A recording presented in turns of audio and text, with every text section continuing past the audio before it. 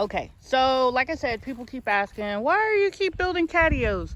Well, because eventually I'm going to get it right. I'm going to get it slightly perfect. So what I've got now is, since the greenhouse is like 8 feet, it is an 8 by 8. What I'm going to do, the 4-foot roll of chicken wire will fit perfectly in each section, but this section might be more sturdy because there's 3. So 3 pieces of PVC. So I might need another piece of PVC and definitely some more stakes. I can't understand, why did I not use treated wood the first go around for the greenhouse?